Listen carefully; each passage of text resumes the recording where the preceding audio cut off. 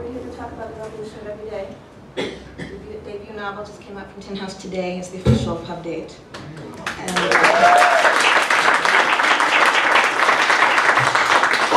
And it's set in New York in the Lower East Side in the mid-90s in a community of squatted buildings.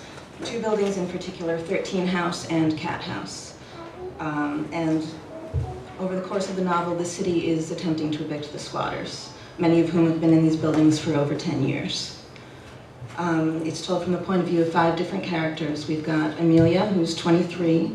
She moved to the city as a teen runaway at 15 from her small upstate New York town of Germantown.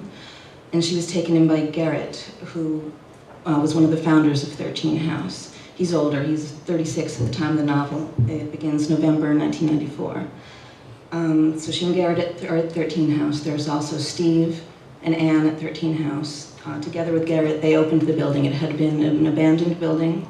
They took it over, they rehabilitated it, and made a home from it. There are those 4, and then we've also got Kat, who's next to her Cat House. And she's the somewhat unwilling leader of that squad.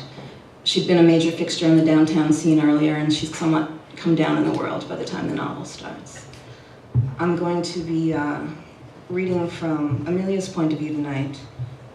And as this section begins, she has, just prior to this section, she's learned that she's unexpectedly pregnant.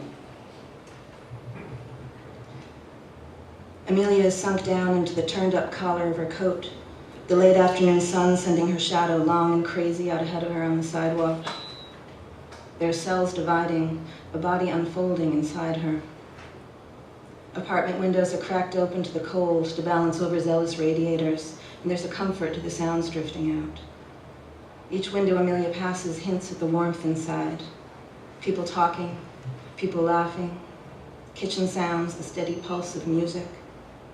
Now salsa, now reggae, now opera, now rock. Voices in English, in Spanish, in Korean, in junky gibberish. And she's a part of it, at least as long as the sounds of all those lives wash over her.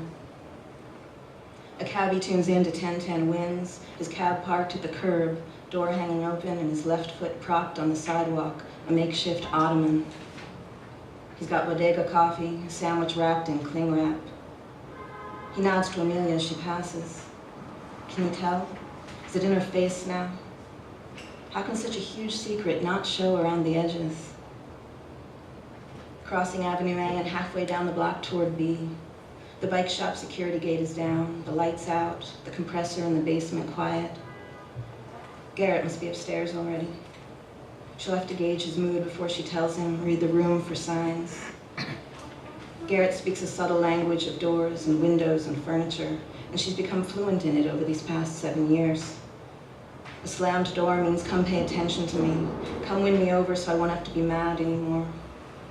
A quietly closed door means it's better to steer clear until he cools off. A wide open window in winter means he's confused or stressed and needs the cold air to help him think. A window shut tight in full summer means trouble brewing. Combine that closed window with an overturned table or the couch shoved to an angry angle, and it's best to take a very long walk, maybe find someplace else to crash for the night. When it's really bad, he'll pace, his heavy black boots scuffing along the floor. Shh, she'll say. She'll stand behind him, her arms wrapped around him, and breathe into the nape of his neck. He's only an inch shorter than she is, but he always seems so small when she holds him like that. His body temporary, ready to slip away. She pulls him tight to her and his heart flutters against her forearm where it crosses his chest. A frightened, wild thing.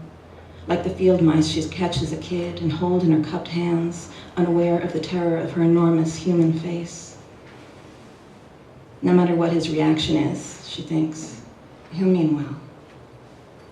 And now here's the gray metal door of 13 House, and she fits her key into the lock. Inside, the air is warm. She smells coffee, hears the voices of friends downstairs in the community room laughing, and someone singing along with a rumbling old stereo. The Pogues. Sounds like Ben and Susie taking the parts on Fairy Tale of New York. Home. She feels it settle down around her, the warmth, the safety. Her palm finds the banister, the good solid oak worn smooth from a century of hands. Her feet find the stairs, the new tread solid and sure beneath her feet. She climbs to the 3rd floor. Garrett is at the kitchen table, the carcass of a boombox before him and tools spilled across the tabletop. She kicks off her boots and pads into the main living space, the room with its spring-shot couch, an old stereo and bookshelf. The kitchen area where Garrett sits looking at her, his face soft and open. She loves it when he looks at her like that. Like seeing her come through the door is the very best thing that could have happened in that moment. Like he wasn't really sure she was coming back. No one but Garrett has ever been this happy to see her. God, he's gonna be so angry. Garrett, toss me a cigarette, yeah? She hands him the fresh pack of Marlboros from her coat pocket.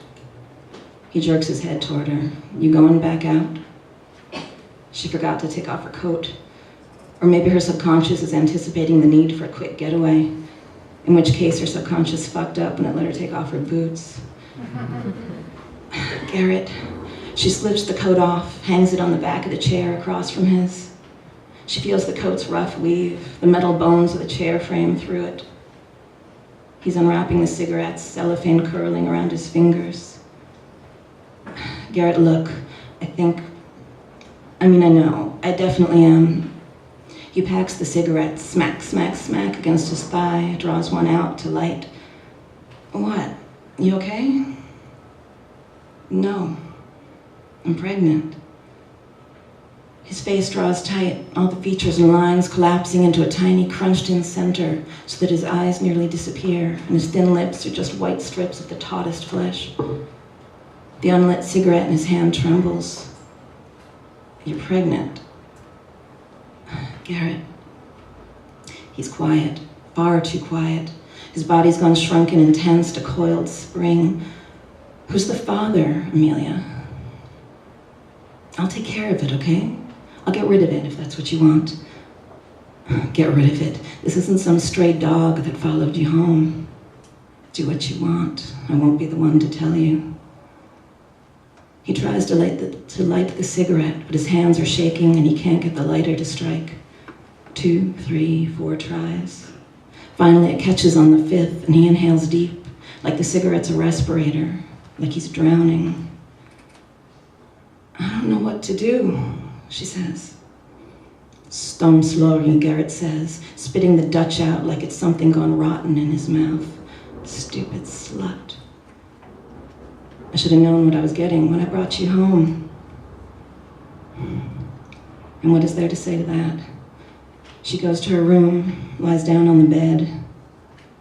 She wishes she'd taken one of her grandmother's quilts when she left home, though it probably would have been ruined in that year of going from building to building, sleeping in the park, in doorways.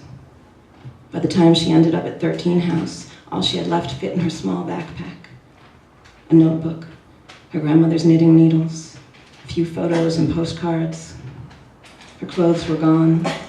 Her money was long gone. And Garrett took her in. The way Garrett looked at her just now, his face closed, lips twisted in disgust.